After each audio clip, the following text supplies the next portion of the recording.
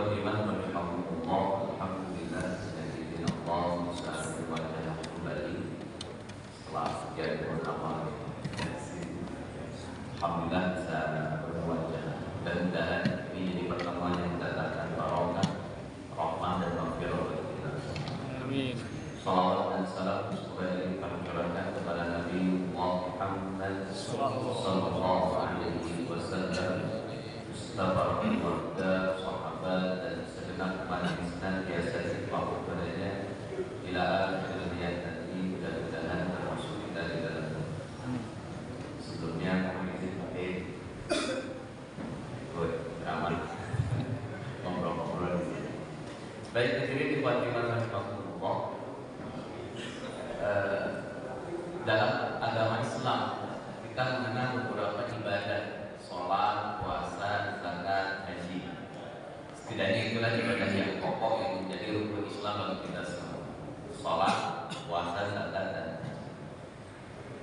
Nabi Sallallahu Alaihi Wasallam mensyariatkan ibadah-ibadah tadi atas perintah Allah Azza wa Jalla itu dengan proses gradasi, ada tahapan. Jadi tidak ujuk-ujuk langsung trim, tapi ada proses tahap. Sama seperti hanya Al-Quran itu bertahap, nggak langsung blok 30 juz. Itu ke Nabi itu ya bertahap, ada 3 ayat, ada 1 surat. Itu dalam rangka secara psikologis tidak memberatkan Nabi Sallallahu Alaihi Wasallam. Karena kalau terus sekaligus ya kayak kita ujian semalam SKS, sistem buat semalam itu memang babak belur, Pak. Alih-alih nilai bagus yang ada pusing sendiri. Nah, hadirin ikhwati rahimakumullah, maka disettinglah agama dalam konteks gradasi tadi, termasuk syariat di dalamnya. Bahkan beberapa penetapan hukum itu pakai gradasi juga. Artinya ada tahapan. Jadi gak ujuk-ujuk haram, gak ujuk-ujuk wajib, gak ada proses yang kemudian Nabi Sallallahu Alaihi Wasallam lakukan. Kita ambil sampel, karena kita sedang di bulan suci Ramadan, kita ambil ya tentang ibadah puasa. Hadirin ikhwan rahimakumullah, ayat-ayat yang berbicara tentang puasa itu setidaknya ada 5 dan hanya ada di satu surat saja, di Al-Baqarah 183 sampai 187. Itu ayat-ayat yang berbicara tentang ibadah puasa. Ini agak spesial, Pak. Kenapa? Karena kalau sholat, zakat itu hampir di tiap surat ada, hampir. Di Al-Baqarah aqimus sholat wa atuz zakat. Di Ali Imran juga ada, di Al-An'am juga ada, An-Nisa juga ada. Haji juga sama, Pak. Di Al-Baqarah wa atimul hajja wal umrata lillah. Di surah Al-Imran walillahi 'alan nasi hajjul bait man istata'a ilaihi sabila. Bahkan ada satu surat namanya surat Al-Hajj, surat ke-22. Artinya sholat, zakat, haji cukup banyak Pak literaturnya. Puasanya itu cuma 5 ayat, itu pun hanya dalam satu surat. Kira-kira puasa porsinya dikit sekali oleh Allah. Nggak banyak kayak sholat, nggak banyak kayak haji. Bahkan sampai satu surat namanya Al-Hajj, nggak banyak kayak zakat. Puasa itu sedikit. Kalau kita dilihat dari sisi keutamaannya, Pak, itu kalau barang makin langka itu makin bagus. Jadi kalau makin langka itu limited edition dibahas. Jadi memang puasa ini terbatas secara literatur, tetapi luar biasa dahsyat. Bahkan hal ini diabadikan oleh hadis Nabi Sallallahu Alaihi Wasallam, kata Allah bahwa semua amal anak Adam itu lalu bagi mereka, illa siyam, kecuali puasa. Sampai kata Allah Azza wa Jalla, puasa itu untuk saya, as-sawmu li wa ana ajzi bi, dan saya akan membayar langsung pahala daripada ibadah puasa. Jadi ini puasa walaupun sedikit literaturnya, tetapi bisa nilai di sisi Allah Azza wa Jalla. Hadirin Fatimah rahimakumullah, Al-Baqarah 183, Al-Baqarah 184, 85, 86 sampai 187. Baik, kalau ada pertanyaan Pak di pelajaran KAI kita lah zaman SD, SMP, SMA. Kalau ditanya apakah yang menjadi dalil wajibnya puasa Ramadan, jawabannya Pak Al-Baqarah 18. Pasti jawabannya benar Pak. Coba kita breakdown Pak, kita mendudukkan persoalan itu. Saya bacakan Al-Baqarah 183. Ya ayyuhalladzina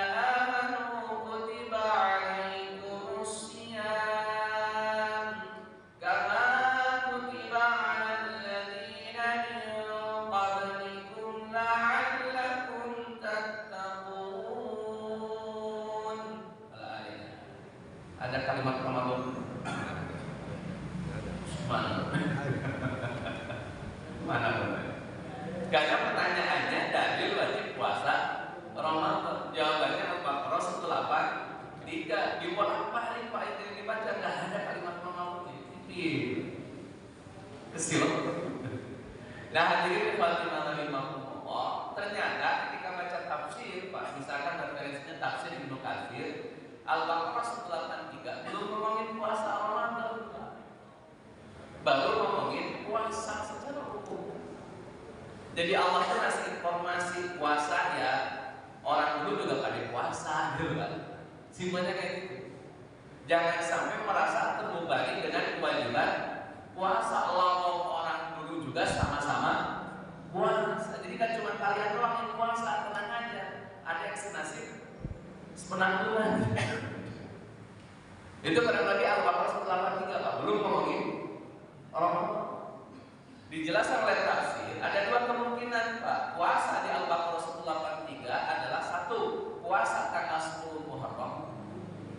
Yang kedua, puasa 3 hari dalam 1 bulan. Belum ngomongin silakan cek dalam tafsirnya, belum menyentuh kalimat Ramadan dan aktivitas ibadah puasa Ramadan. Kemungkinannya puasa Asyura atau puasa 3 hari dalam 1 bulan. Itu Al-Baqarah 183. Jadi saya nggak ngerti Pak, kenapa kok jadi dalil wajibnya puasa Ramadan itu di Al-Baqarah 183? Padahal tidak ada penjelasan. Allah. Hadirin Fatimah rahimahumullah, Al-Baqarah 184 ngomongin fikihnya Pak. Fikih bagi orang yang puasa belum Ramadan Pak. Pokoknya kewajiban puasa sudah ada. Puasanya antara dua kemungkinan, Asyura atau 3 hari dalam 1 bulan. Hukumnya wajib. Diulang Pak, hukumnya wajib waktu itu. Sebelum datangnya puasa Ramadan. Hukum Asyura tanggal 10 Muharram wajib, puasa 3 hari dalam 1 bulan juga hukumnya wajib. Ada ketentuan Pak waktu itu ya, waktu belum ada Ramadan ini. Ketentuannya kalau sakit atau safar dianjurkan tidak puasa.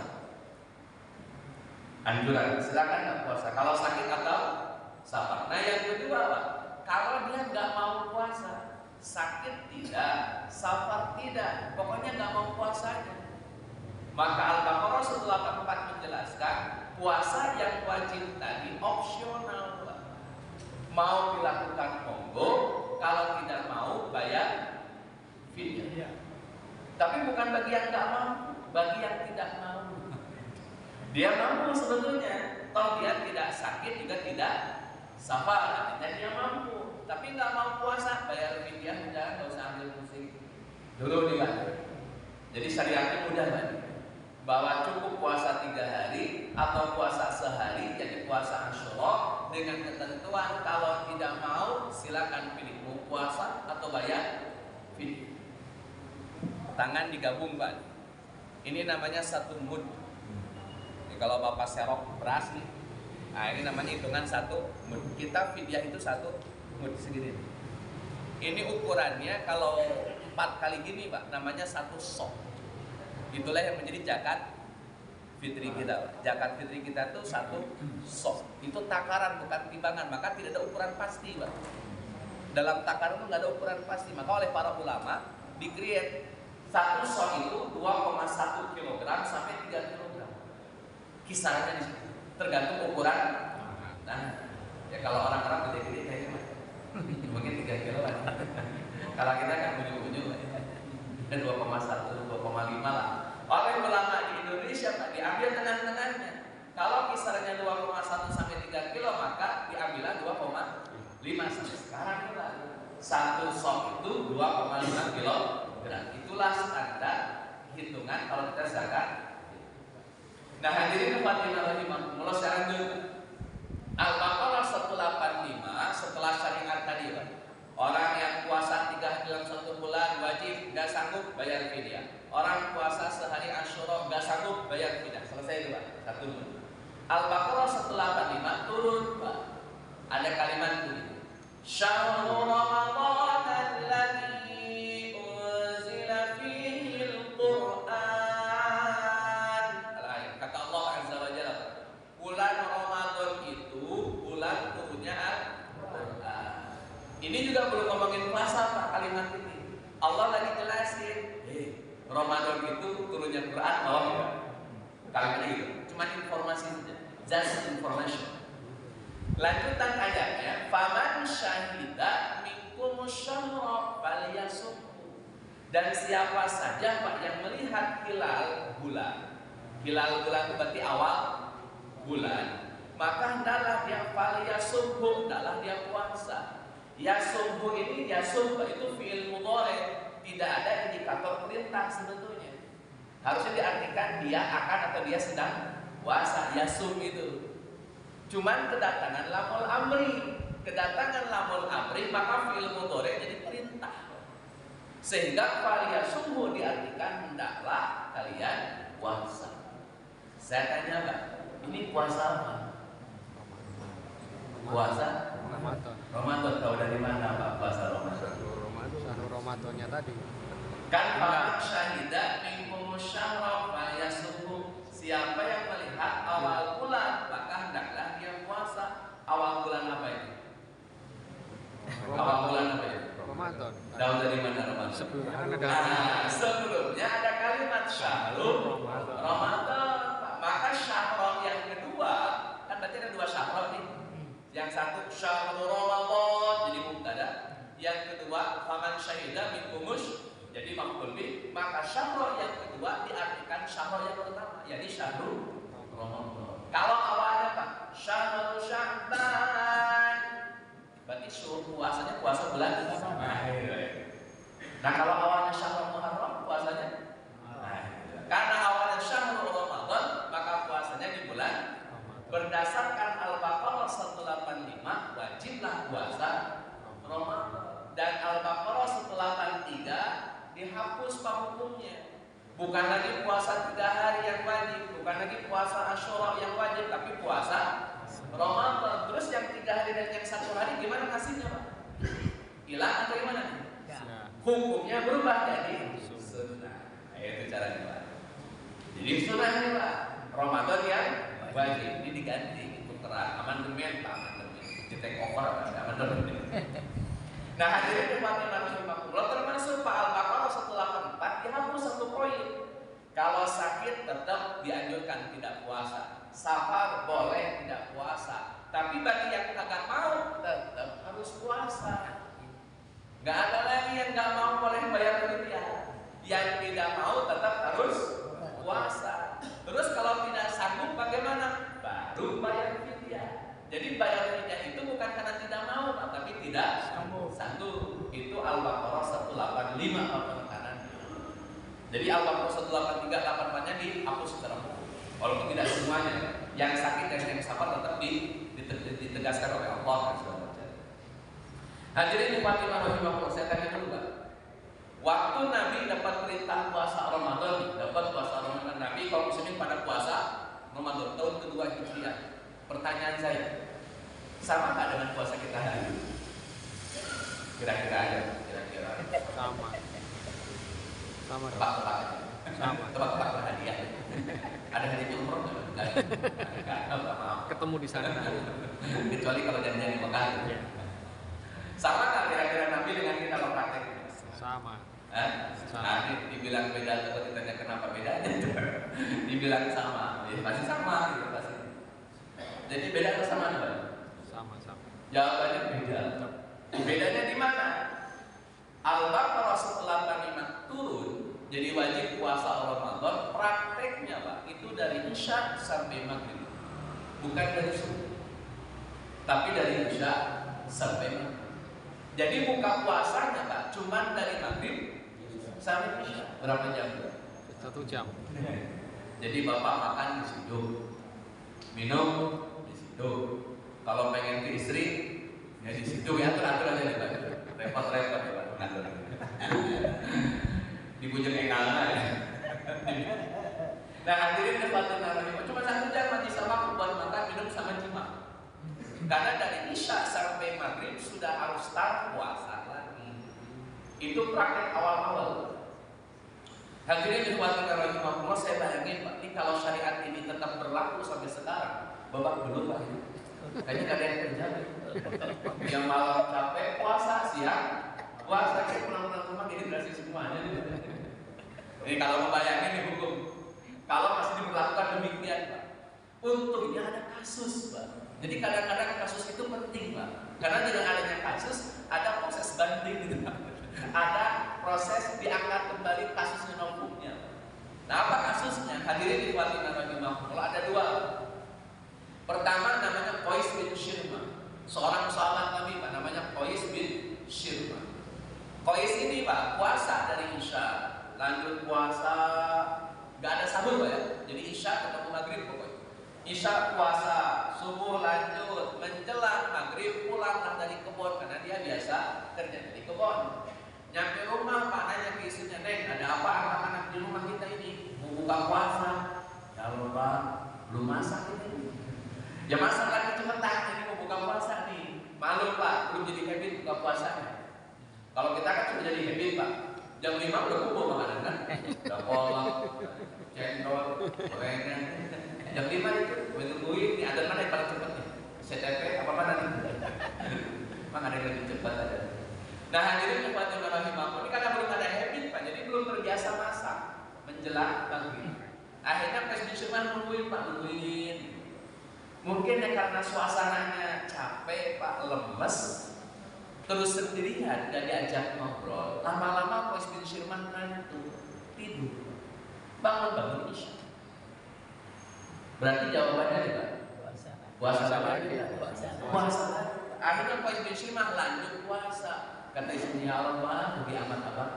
Puasa sehari semalam, tambah lagi sehari semalam. Malam puasa lagi, Pak. Sampai subuh lanjut puasa. Siang-siang, Pak, pergi ke kebun. Malam orang pulang kebun, pergi ke kebun. Di kebun kena panas matahari, pingsan. Dibawa ke rumahnya, dijenguk oleh Nabi Sallallahu Alaihi Wasallam. Nabi nanya-nanya, "Kenapa orang ini pingsan?" Istrinya jawab, begini Rasul ceritanya. Jadi Qais bin Shirman hampir 2 hari 2 malam puasa, makanya pingsan. Kalau Bapak mau nyobain boleh. Pingsan nggak ya? Atau Qais bin Shirman itu ini ngeprank. Beneran pingsan itu 2 hari 2 malam puasa, gimana nggak pingsan, Pak? Belum lagi terus kerjanya kan. Satu kasus, Pak, tapi belum turun ayat. Yang kedua, Pak, kasus Umar bin Khattab. Kan dari Isya, Pak, sampai maghrib harus puasa. Umar bin Khattab tidur, Pak, habis Isya, bangun-bangun tengah malam, syahwat terhadap istrinya naik, Pak. Umar bin Khattab nih, gimana? Lagi pengen, Pak, ya. Tapi kan udah nggak boleh jima, tapi pengen, Pak. Mana nih solusinya? Akhirnya Umar bin Khattab jima kalah ya. Proteksinya kurang. Jima ini level Umar loh, kan. Jima padahal dilarang, Pak, tidak boleh jima malam-malam dulu, tapi karena pengen akhirnya jima. Subuh-subuh ngadu ke Nabi, Pak. Ini kalau sahabat, Pak, kalau bikin salah apapun judulnya ngadu ke Nabi. Kalau kita kan nggak ngadu-ngadu. Ngadu ke awal kata, ngadu ke orang enggak. Diem-diem aja kalau bikin salah. Hadirin nikmatin rahimahumullah. Akhirnya Umar bin Khattab ngadu, Pak, di hadapan sahabat lagi kumpul. Kata Umar, "Rasul, maaf ya Rasul, saya bikin salah apaan, Umar? Tadi malam jima." Hilaf. Kosan. Tadinya sih nggak pengen begitu. Gimana? Sahabat lah itu pada komentar, "Wah, dimarahin Nabi. Ini pasti dimarahin Nabi. Nabi yang dilarang pakai dilanggar gitu." Ternyata Nabi tidak marah, Pak. Nabi juga tidak marahin Umar, tidak menyalahkan Umar. Nabi Muhammad SAW membacakan satu ayat Al-Baqarah 187. Dan ini kalimat paling indah dalam ayat-ayat puasa. Kata Allah, "Uhilla lakum lailatas siyami rafasu ila nisaikum." Al-ayat. Kata Allah Azza wa Jalla, dan dihalalkan, Pak, waktu malam untuk jima. Kalimat yang dipilih, Pak, oleh Allah, dihalalkan. Berarti sebelumnya, kalau kalimatnya dihalalkan, berarti sebelumnya haramnya. Kenapa diharamkan? Karena nggak boleh, Pak, dari Isya sampai maghrib. Tapi dengan adanya kasus 2 tadi, akhirnya Allah Azza wa Jalla bermurah hati, Pak. Sudahlah, malam boleh jima. Bahkan kalimatnya dilanjutkan, Pak. Fakulu washrabu hatta yatabayyana lakumul khaytul abyadu minal minal khaytil aswadi minal fajri. Bahkan makan, minumlah sampai datangnya waktu subuh. Sejak saat itu puasa kita dimulai dari subuh. Jadi praktek puasa kita Pak, yang relate itu Al-Baqarah 187, bukan Al-Baqarah 183. Al-Baqarah 187. Karena kita puasa dari subuh sampai maghrib, sampai subuh wa atimmus siyama ilal lail. Kemudian sempurnakanlah puasa sampai waktu malam. Malam itu yang dimaksud awal malam dalam kurung maghrib, bukan isya, tapi maghrib. Nah, hadirin ikhwatina rahimakumullah, Nabi Pak ingin memberikan kemudahan tambahan. Kan kita sudah dapat kemudahan nih Pak ya. Puasa tadinya dari isya sampai maghrib, sekarang puasanya dari subuh sampai maghrib. Jadi sudah diskon berapa persen Pak?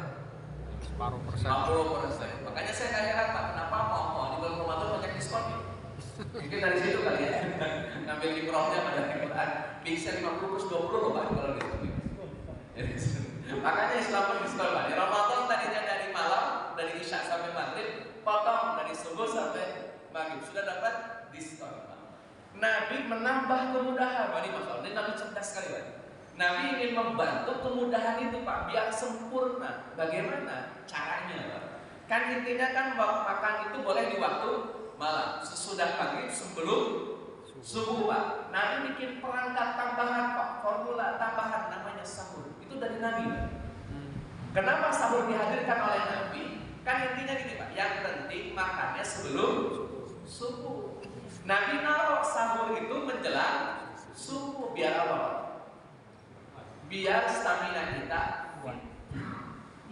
Sampai kata Nabi, kalau makan kagak sanggup, kagak memungkinkan, atau belum terbiasa, atau emang gak mau, cukuplah dengan minum. Nah itu sahur. Sahur itu program Nabi supaya apa? Lebih meringankan kita yang sedang puasa. Coba Pak, kalau Nabi tidak bikin aturan sahur, rata-rata kita mungkin makannya di awal-awal malam Pak, habis isya makan, selesai. Tapi oleh Nabi tambahin sahur menjelang subuh, sampai sekarang itu berlaku. Nah hadirin ikhwatina rahimakumullah, ini kemudahan dari Allah Azza wa Jalla. Jadi puasa kita Pak sudah mengalami banyak kemudahan. Belum sampai di situ Pak, belum cukup sampai di situ. Bagi yang sakit boleh tidak puasa. Tentu selain sakit jantengan dan gigitan, kutilan nggak masuk kategori sakit yang diizinkan makan. Ini sakit yang benar-benar harus minum obat. Kalau sejenis kutilan, gigitan dan nggak masuk kategori itu, nggak bisa ngarang. Sakit dan jantengan ini boleh makan kagak, nggak ada urusan. Safar juga sama Pak. Ada dua ulama, Imam Syafi'i, tergantung jarak. Jarak tempuhnya 80 km, makannya dibolehkan. Tidak puasa. Kalau memang mau diambil Pak silakan. Kalau Imam Malik bukan karena jaraknya Pak, tapi karena masyaqqah bebannya. Karena rata-rata kita gini Pak, kalau di zaman Nabi Pak, perjalanan sejauh 80 kilo itu panas, kepanasan, hujan, kehujanan, capek Pak perjalanannya. Toh naik onta. Kalau kita kan naik kereta, naik mobil, duduk manis perjalanan dari Jakarta ke Bandung Pak. Enjoy gak enjoy? Nah kata Imam Malik tergantung beban. Kalau bebannya berat baru boleh buka puasa. Kalau bebannya biasanya mah jangan buka gitu. Itu kata Imam Malik. Kalau Imam Syafi'i pokoknya 80 kilo boleh buka puasa. Karena itu sudah jarak sama Allah. Nah hadirin Fatimah rahimahullah, sudah dipermudah Pak dari subuh sampai maghrib. Dipermudah lagi yang sakit gak usah puasa, yang sabar gak usah puasa, yang kagak sanggup gak usah puasa, cukup bayar fidyah. Adapun sakit dan sabar tinggal di qada. Sesederhana itu. Jadi agama kita betul-betul sudah sangat dimudahkan oleh Allah Azza wa Jalla. Maka Allah tegaskan pada dalam Al-Baqarah 185, yuridullahu bikumul yusra wa la yuridu bikumul usra. Allah itu menghendaki kemudahan dan tidak menghendaki kesulitan. Dalam konteks puasa demikian. Sekarang hukum khamar saya ambil contoh, ini yang paling populer. Hukum khamar itu tidak langsung haram. Para sahabat baik orang Mekah dan orang Madinah rata-rata suka mabuk. Rata-rata dulu sahabat suka mabuk dulu. Awal ayat pertama Pak, yas'alunaka 'anil khamri wal maisir qul fihima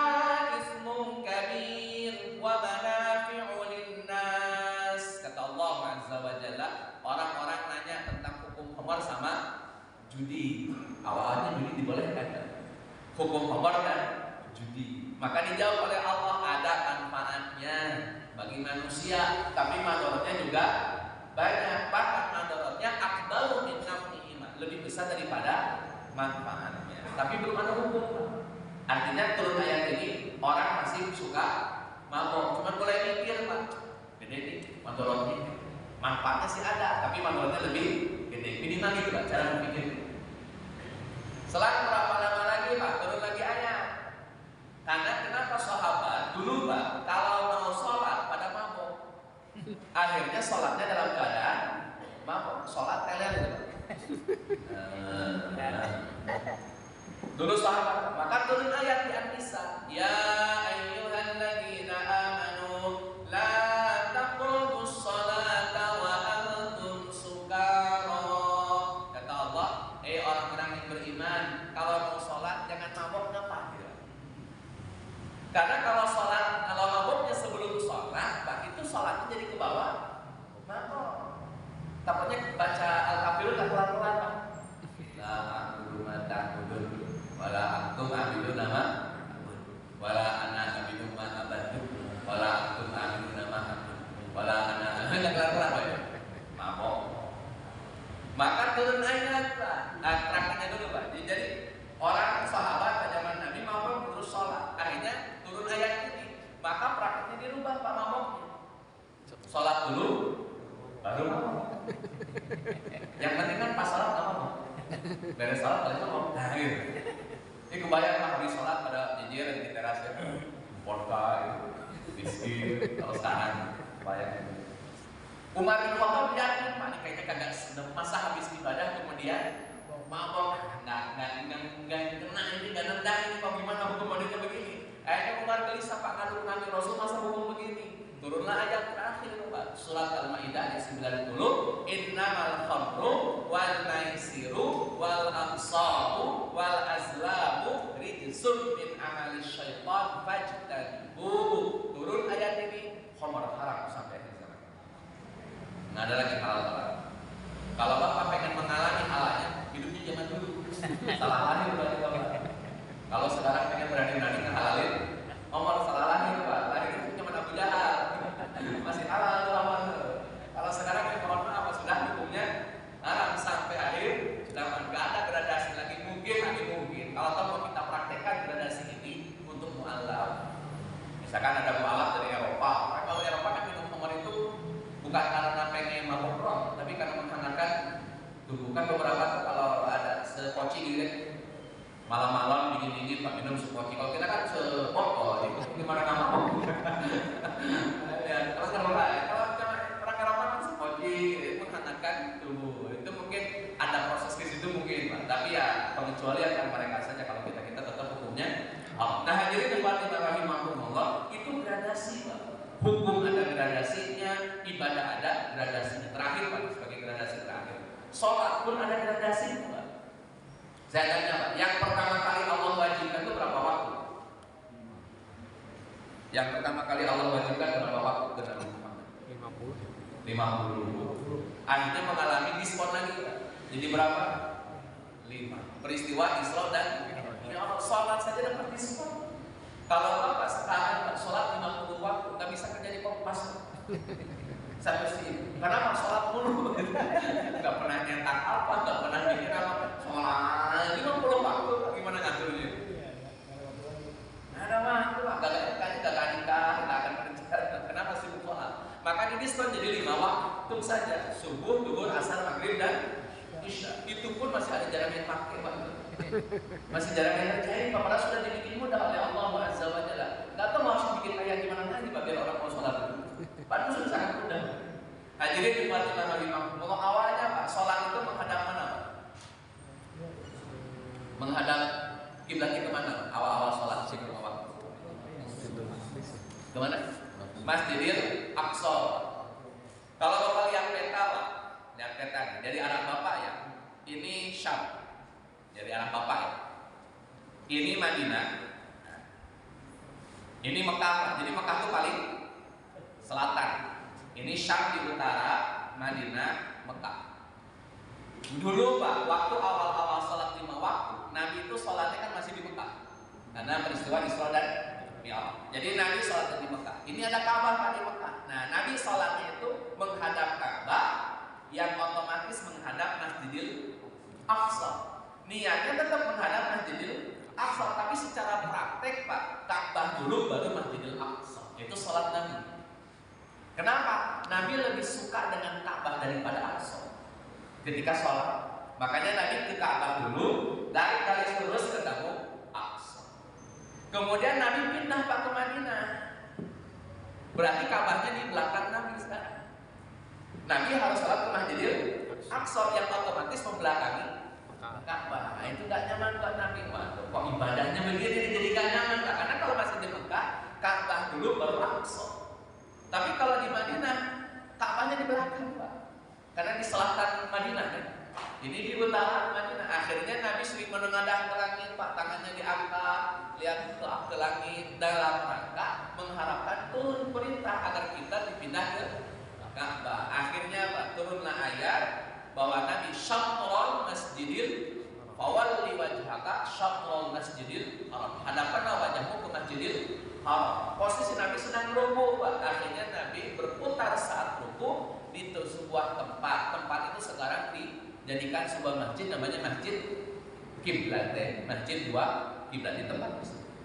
Itu awal mula Nabi memindahkan dari Masjidil Aqsa ke Masjidil Haram. Itu dua. Dari 50 waktu jadi 5 waktu Masjidil Haram. Tadinya Masjidil Aqsa. 3. Waktu Nabi turun Pak, mendapatkan perintah sholat yang 5 waktu, itu awalnya 2 rakaat kecuali maghrib. Subuh 2 rakaat, duhur 2 rakaat, asar 2 rakaat, isya 2 rakaat, baru maghrib 3 rakaat. Setelah hijrah ke kota Madinah baru Pak, subuh tetap 2 rakaat, duhur jadi 4, asar jadi 4, maghrib tetap 3, isya jadi 4. Itu baru berubah setelah hijrah. Sebelum hijrah itu masih 2. Penjelasannya Pak, itu dua-duanya masih bisa dipakai hari ini. Baik yang duhur 2 rakaat, asar 2 rakaat, isya 2 rakaat, atau duhur 4 rakaat, asar 4 rakaat, dan isya 4 rakaat, dua-duanya bisa dipakai. Kapan? Kalau kosong, kalau di tempat boleh dipakai. Itu tuh proses gradasi perubahan dalam konteks aktivitas sholat. Hadirin yang rahimakumullah. Yang keempat, ini masih proses perubahan sholat. Perubahan sholat yang keempat Pak, Nabi SAW awal sholat itu kalau ngajak orang sholat berjamaah Pak, itu pakai ngobrol aja. Ayo sholat, ayo sholat, ayo sholat. Belum ada alat untuk ngajak orang sholat. Akhirnya Nabi kumpul dengan para sahabat. Kata sahabat Rasul, pakai lonceng dong kalau ngajak sholat berjamaah biar kedengeran. Kata Nabi, enggak, lonceng kayak orang Nasrani, enggak boleh tasyabbuh. Satu lagi, Rasul kita pakai bakar api aja, api unggun gede, kalau orang-orang lihat oh berarti sholat berjamaah. Kata Nabi, kagak, itu kebiasaan orang Majusi. Kalau gitu pakai trompet Rasul, jangan, itu kebiasaan orang Yahudi. Akhirnya ada seorang sahabat Pak yang menceritakan bahwa beliau bermimpi mendengarkan azan, dan sekarang lagi pakai azan Pak. Jadi awal sholat yang 5 waktu Pak di Mekah belum ada azan. Kalau berjamaah kan Pak cuma ngajak ayo sholat, ayo sholat, ayo sholat. Setelah pindah ke kota Madinah ada syariat azan. Itu berdasarkan mimpi seorang sahabat. Allahu Akbar, Allahu Akbar, Allahu Akbar, Allahu Akbar. Asyhadu an la ilaha illallah 2 kali, asyhadu anna Muhammadar Rasul 2 kali, dan seterusnya Pak, sampai la ilaha illallah ada. Itu yang keempat Pak perubahannya. Yang kelima Pak, terakhir ini. Kalau Nabi berjamaah Pak, ini imam, ini jamaah Pak. Terus ada orang masbuk. Yang masbuk nih Pak. Kan yang masbuk nggak tahu kan udah berapa rakaat, maka dia akan ngasih kode Pak ke jamaah yang sholat. Maka jamaah jawab. Maka yang masbuk ini sholat dulu 2 rakaat, baru masuk isyak Nabi. Dulu begitu. Ini sering saya lakukan kalau kursus kecil. Jadi kalau terlambat sholatnya duluan. Ngejar ya jamaah. Jadi ngecek berapa rakaat. 3 duluan. Nanti baru kamu. Sampai akhirnya ada praktek Mu'ad bin Jabal Pak. Mu'ad bin Jabal nggak nanya dulu Pak, dia langsung masuk dulu dalam saf, gabung dulu dengan saf, habis itu tinggal tambah orang. Maka Nabi mengakses, kata Nabi, praktek Mu'ad bin Jabal lebih tepat. Maka sejak saat itu Pak, hari ini kalau orang masbuk jangan sendirian dulu baru gabung. Gabung dulu baru tuntaskan sisanya. Sampai sekarang itu semuanya proses gradasi di dalam agama. Nah hadirin ikhwati rahimahumullah, proses tahapan-tahapan ini Pak, itu pada dasarnya dalam rangka apa? Memudahkan urusan kita Pak, supaya urusan kita itu mudah. Ada proses yang harus berjalan. Maka termasuk nanti Pak, ketika kita berbicara kemampuan orang ibadah itu berproses. Tidak bisa kemudian kita ngecek, kamu pokoknya harus rajin tahajud, harus rajin duha, harus rajin sodakotnya harus gede, nggak bisa Pak. Semuanya melalui proses gradasi. Mampunya berapa? Ada orang Pak yang memang hanya bisanya sholat wajib saja Pak, belum bisa sholat sunnah rawatib karena buru-buru kejar waktu, hanya cukup sholat wajib saja, nggak ada masalah. Ada yang memang tidak bisa tahajud Pak seumur umur, kenapa? Karena kerjanya harus malam, nggak bisa sholat tahajud, atau kerjanya harus padat waktunya sehingga tidak sempat untuk tahajud, paling bisa sholat duha saja, biarkan duha saja. Itu proses yang akhirnya dalam rangka memudahkan urusan umat. Jangan sampai kita mempersulit urusan umat. Kesimpulannya Pak, maka bulan Ramadan idealnya sambil kita puasa, sambil kita meringankan beban orang lain. Ini cara meringankan beban orang lain yang Nabi ajarkan. Hadirin Fatimah rahimahumullah, kalau beres Ramadan Pak, kita ngeluarin zakat apa Pak namanya? Habis Ramadan kan kita ngeluarin zakat apa namanya Pak? Zakat fitrah. Sepakat ya Pak ya? Zakat fitrah. Kalau Bapak bilang zakat fitrah, itu Bapak harus bilang idulnya Idul Fitrah. Ada nggak Idul Fitrah? Adanya Idul. Nah, berarti zakatnya zakat fitri. Karena idulnya Idul Fitri, zakatnya zakat fitri. Sekarang terjemahkan, Ustaz, artinya Idul Fitri apa? Id artinya hari raya, fitri itu artinya makan-makan. Gak ada urusannya dengan suci. Suci atau gimana? Jadi Idul Fitri itu hari raya makan-makan, bukan hari raya yang penuh dengan kesucian. Belum ke situ Pak. Jadi hari raya makan-makan, makanya kata Nabi Sallallahu Alaihi Wasallam dalam sebuah hadisnya, kata Nabi, hari raya Idul Fitri adalah hari di mana kita dibolehkan makan berlebihan. Khusus untuk Idul Fitri, boleh makan berlebihan. Kan kita juga sama Pak. Sebelum berangkat sholat kita kan makan dulu opor sama ketupat. Pulang sholat ketemu lagi nasi sama ketupat. Nasi sama opor. Ditanyakan tadi udah makan ketupat, ibu makan tadi baru ketupat. Karena makan dulu harus ketemu nasi, jadi belum makan itunya tadi, itu banyak sarapan apa. Nah, hadirin Fatimah rahimahullah, agak siangan dikit makan bakso misalkan Pak. Jadi makannya memang berlebihan, khusus untuk hari raya Idul Fitri. Makanya zakatnya pun zakat fitri, nggak ada zakat fitrah Pak. Penyebutannya yang betul adalah zakat fitri. Cuman sayang Pak, di masyarakat kita yang lebih populer adalah istilah zakat fitrah. Padahal yang betul aslinya adalah zakat fitri. Itu berdasarkan hadis Pak. Karena Allah farada zakatal fitri, laisa zakatal fitratillah. Zakatal fitri. Maka penyebutan yang paling tepat zakat fitri, bukan zakat fitrah. Karena idulnya Idul Fitri, Pak, hari raya makan-makan, zakatnya pun zakat fitri, zakat dalam rangka ngasih makanan. Jadi zakatnya harus ngasih makanan. Hadirin Fatimah rahimahullah, di zaman Nabi Pak, makanan yang biasa dimakan orang Arab apa? Maka zakatnya pakai kurma. Kalau di Indonesia Pak, orang makannya makan apa Pak? Nasi Pak, saya nggak makan beras. Kalau Mian makan beras gimana? Jadi saya makannya makan nasi, dan itu zakatnya zakat beras. Nah ini yang perlu saya pertegas.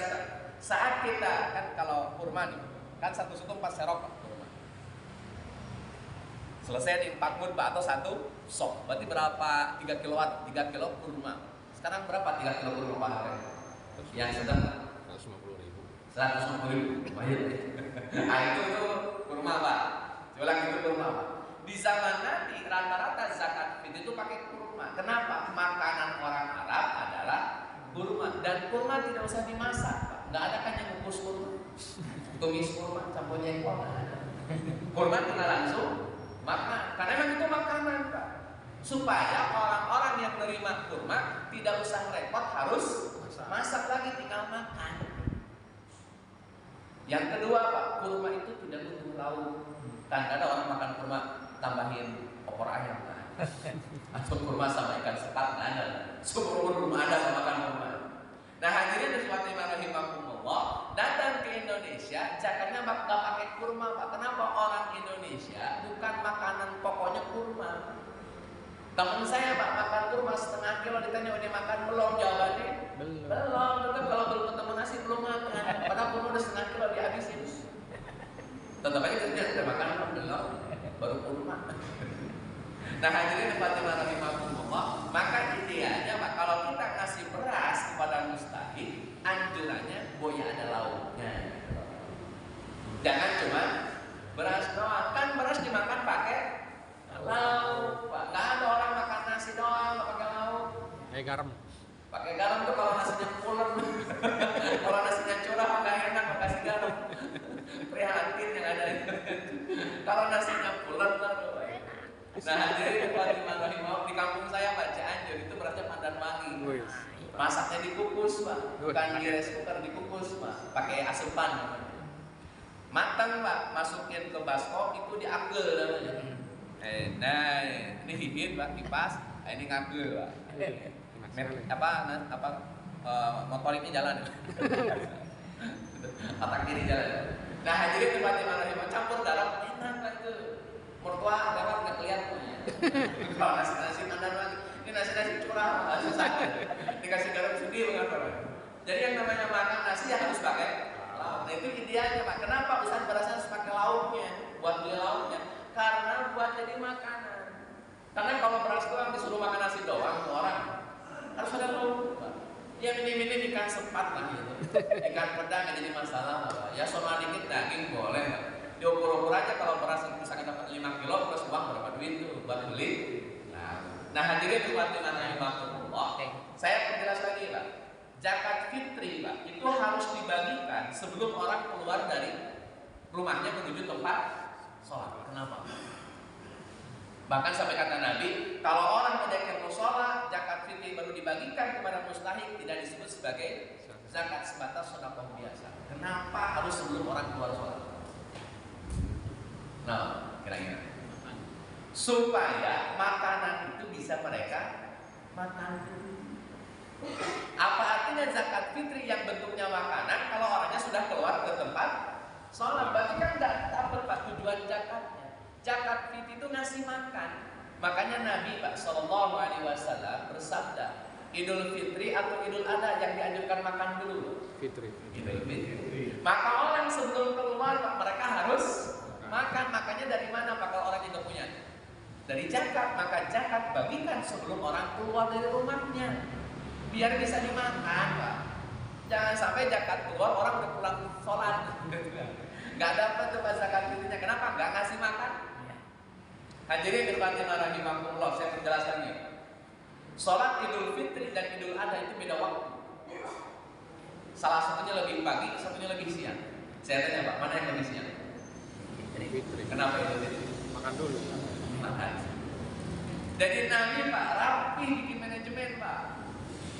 Zakat fitri berikan sebelum orang keluar sholat itu, supaya mereka bisa makan dulu. Karena makan butuh waktu Pak. Ada waktu ketika mereka makan, maka sholat Idul Fitri disiangkan. Bedanya satu tombak matahari Pak. Kalau Idul Adha satu tombak tingginya itu setinggi 2,5 meter. Kalau Idul Fitri 2 tombak setinggi 5 meter. Di Indonesia Pak, mau Idul Fitri mau Idul Adha tetap jam 7 Pak. Oh iya sama. Jam 6 malah.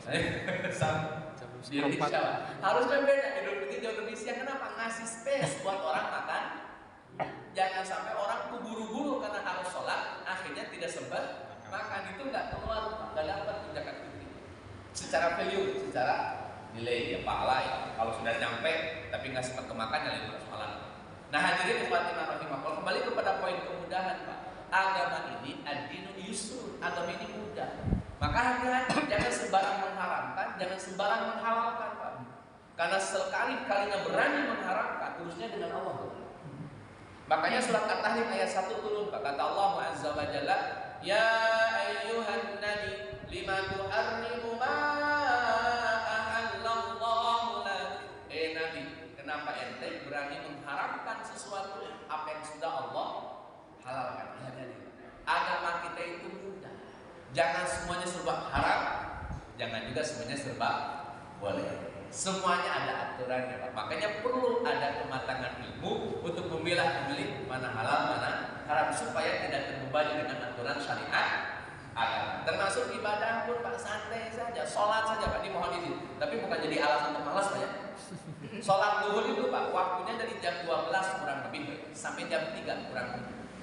Bapak sholat jam 12 lebih 1 menit sah? Lebih 5 menit? Jam 1? Jam 2?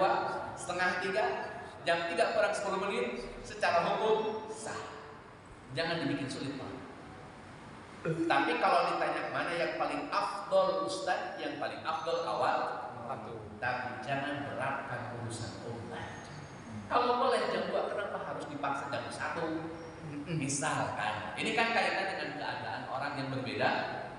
Kalau nggak sama Pak, kalau Bapak nyantai ya mendingan jam 12. Santai, nggak ada alasan, nggak ada kegiatan, ya jangan dicari-cari Pak.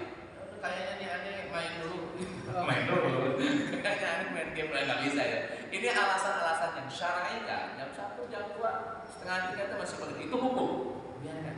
Kalau motivasi, ini bahasa motivasi Pak, awal waktu ya. Itu bahasa motivasi. Baik hadirin warahmatullahi wabarakatuh. Sampai di sini dulu Pak. Ada pertanyaan nggak? Biar nggak salah paham. Silakan. Berarti zakat fitri tadi memungkinkan makanan jadi gitu. McD gitu. Bahana masak. Jangan menyebutkan merek. Masak maupun. Jangan nyebutin merek. Hadirin yang rahimahumullah. Kalau prakteknya memang betul-betul supaya mereka makan, bisa jadi ya. Karena kurma itu bukan makanan olahan, dia sudah makanan jadi. Kan kata Nabi kalau nggak kurma kan kismis. Kismis itu kan anggur kering. Orang-orang makan itu cukup Pak, orang Indonesia nggak tahu apa itu. Makan kismis itu kayak orang rumah makan Pak. Kismis gimana ceritanya makan kismis? Orang makan kurma aja yang lebih gede belum sebut makan, makan ketoprak aja belum sebut makan. Jadi perumusannya bisa jadi bisa. Ya. Dan yang kedua Pak, zakat fitri itu langsung ke mustahik. Dari muzaki ke mustahik, nggak lewat orang. Zakatnya baru lewat orang. Cuman di Indonesia semuanya diakomodir oleh pihak masjid. Plus minus Pak. Plusnya lebih terakomodir, secara pembagian distribusinya lebih merata. Minusnya Pak, si muzaki tidak mendapatkan feel ketika dia memberikan makan. Bapak bedakan, Bapak nenteng makanan, ada satu rumah miskin, 5 orang, Bapak ngasih makan buat 5 orang. Ini zakat dari keluarga saya. Senangnya Pak, doain, nangis-nangis, nah feel itunya kita nggak dapat. Itu terwakili oleh amilin kan. Makanya dia nggak dapat. Padahal itu penting tuh untuk membangkitkan rasa empati dan kasih sayang terhadap sesama muslim. Maka oleh Nabi disetting Pak, zakat fitri langsung ke mustahik, ada pun zakat mal lewat bangga.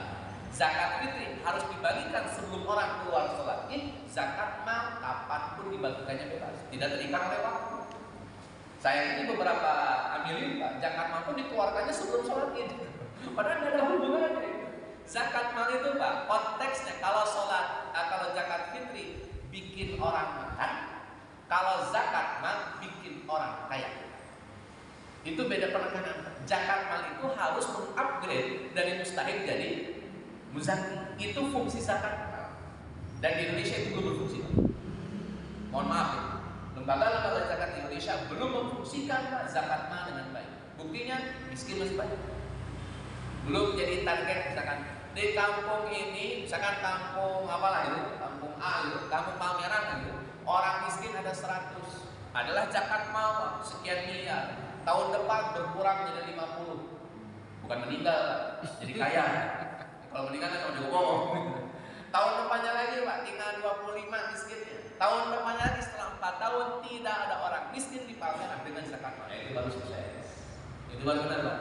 Pengolahan zakat makan itu. Kalau zakat itu ngasih makan. Kenapa? Karena hari raya makan. Jangan sampai ada orang miskin Pak, kita tengok orang miskin gak ada kue-kuenya aja. Borong-borong kue makanan pun gak ada, tanggung jawab semuanya yang suka makan banyak, dan ada di antara kita yang gak bisa punya makanan gara-gara kita tanggung jawab. Maka zakat fitri mengharuskan seluruh muslim di satu tempat dapat makan semua, dapat kue semua, dapat kecukupan semua untuk makan selama 1 hari. Itu tanggung jawab kita yang puasa. Maka kata Nabi, puasa itu zakat fitri itu tuhmatan lil masakin, ngasih makan buat orang miskin, tuhrotan lisoim, pencuci bagi yang puasa. Allah. Jadi bisa saja, Pak. Cuman kalau itu jangan dulu, Pak. Takutnya nanti kata masjidnya apa nih jangan pakai Maggi. Takutnya oh ini buat ambilin. Jadi tetap berperas dulu aja lah. Tapi kasih tahu. Allah. Ada gitu. Tunggu. Oh silakan. Kalau zakat fitrah kita bayar beras terus sekalian sama sedekahnya bisa niatnya bisa digabung. Ya hitung-hitung buat lauknya gitu. Oh, zakat fitrinya misalkan 2,5 kg. Ambil 3 kilo. 3 kilo kali 5 orang, berarti 15 kilo. Itu zakat fitri. Terus sedekahnya Lauknya ya. 100.000. Nanti mau dimasukin ke kemana ya? Atau bisa saja? Iya niatnya jadi gimana bagusnya? Ya niatnya beda saja, zakat, sedekah. Kan hukum zakat wajib. Kalau sedekah kan hukumnya sunnah. Jadi yang bapak datang bayar zakat doang itu sudah sah. Nggak harus pakai sedekah. Tapi kalau untuk sedekah tentu lebih bagus. Misalkan, Ustaz saya zakat nih 5 orang, satu orangnya kan 3 kilo, jadi 15 kilo. Pakai beras nih zakatnya. Kalau beras, saya mau sedekah nih 3 miliar, jangan lihat sedekah. Bagus. Ya kalau gitu. Atau Ustaz ini zakatnya 10 orang kali 3 kilo 30. Ini sedekahnya 1 juta, 2 juta, 3 juta. Sah. Dan ada masalah. Bagus, Pak. Kan sedekah di bulan Ramadan lebih utama. Karena Nabi itu di bulan Ramadan jawadun, terkenal dengan ahli dermawan di bulan Ramadan. Sampai kedermawanan Nabi itu seperti hembusan angin. Saking gampangnya Nabi keluarin uang. Seperti angin yang kita juga sama. Tapi bukan uang yang keluar. Beneran pesan nafas. Ayo. Baik hadirin Fatimah rahimahullah, sebagai closing statement, maka agama ini lahir, katakan ad-dinu yusr, agama ini mudah. Kalau memang tidak sanggup, ada ruang-ruang dispensasi yang Allah berikan. Tidak sanggup zakat, tidak usah zakat, malah dapat zakat. Tidak sanggup haji, tidak usah haji. Kan tidak wajib bagi yang tidak sanggup. Tapi kalau sholat pasti sanggup, puasa pasti sanggup. Kenapa? Orang tidak makan pasti sanggup. Semiskin apapun orang kalau disuruh puasa pasti sanggup. Kata orang miskin, udah biasa puasa, nggak harus Ramadan. Jadi sudah biasa puasa, masih gampang. Sholat tidak sama, gerakan sholat itu gampang, nggak ada yang susah.